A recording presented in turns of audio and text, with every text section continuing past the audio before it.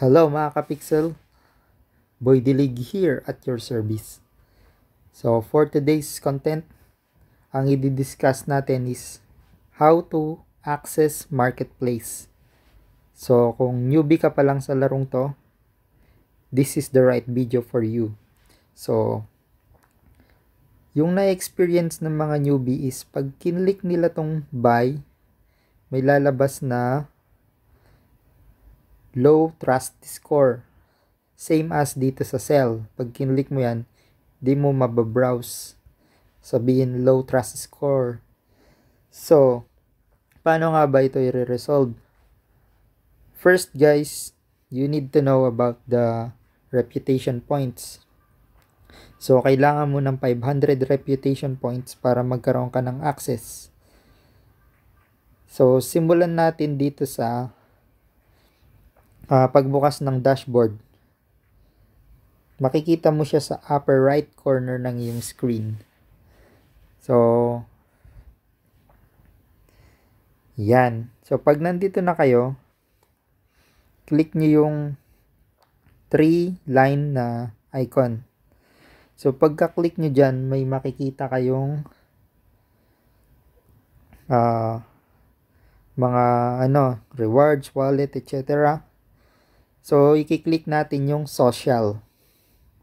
Doon nyo i-connect yung Discord, Twitter, which is known as X na ngayon, tsaka WhatsApp. So, click na natin.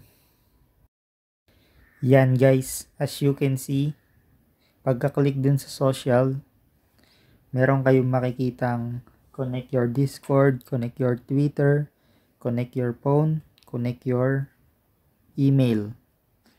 So, yung Discord guys, worth siya ng 200 reputation points. Then, yung Twitter, 50 reputation points. Then, yung phone, this is 50 reputation points also.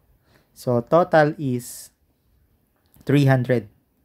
Yung phone connected, actually dun sa selection, hindi mo makiklik yung sa SMS because wala kang makikitang plus 63, which is yun yung start ng number sa Pilipinas.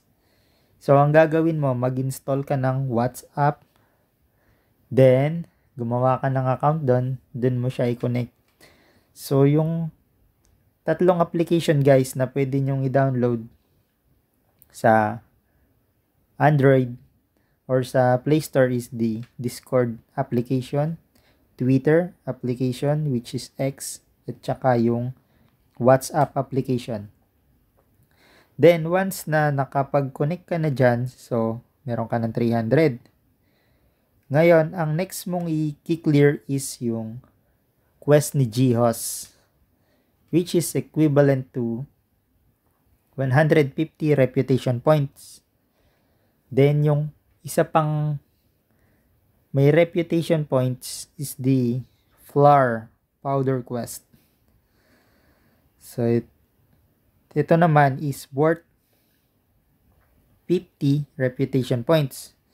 So, once magawa mo na lahat yan guys, yung pag-connect ng mga Discord, Twitter, WhatsApp, then tapusin mo yung flour powder quest at saka Geos shake break quest, magantay lang kayo saglit, then magre-reflect na yung reputation points nyo.